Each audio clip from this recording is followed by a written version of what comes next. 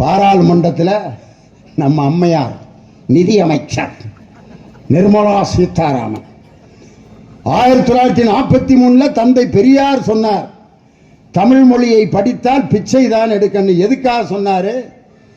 அன்னைக்கு ஆங்கிலேயர்கள் ஆட்சி செய்து கொண்டிருந்தார்கள். வெறும் தமிழ் மட்டும் படிக்காதீங்க, ஆங்கிலத்தையும் படியுங்கள் என்பதற்காக தந்தை பெரியார் சொன்னது.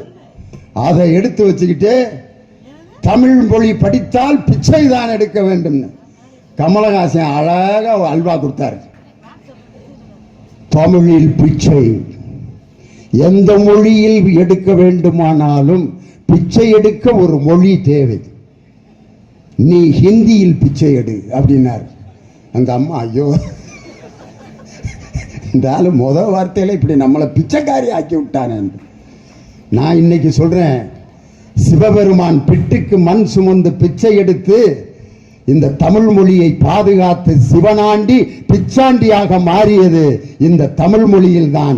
சிவனே வந்து பிச்சை எடுத்து தமிழ் மொழியை பாதுகாத்த வரலாறு உண்டு.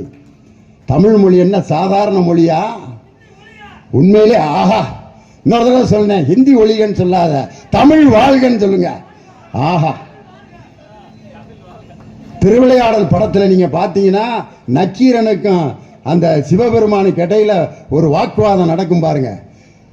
அங்கம் புழுதிபட அறவாளை நெய் பூசி பங்கம் படபரண்டு கால் பரப்பி சங்கதனை கீர் கீரன அறுக்கும் நக்கீரனோ எம் கவியை ஆராய்ந்து சொல்லத்தக்கவன். சிவாஜி கணேசன். சிவபெருமான் உண்மையிலேயே இப்படி தமிழ் பேசியிருப்பாரா? நமக்கே சந்தேகமா இருக்கும், அப்படி பேசுவார்.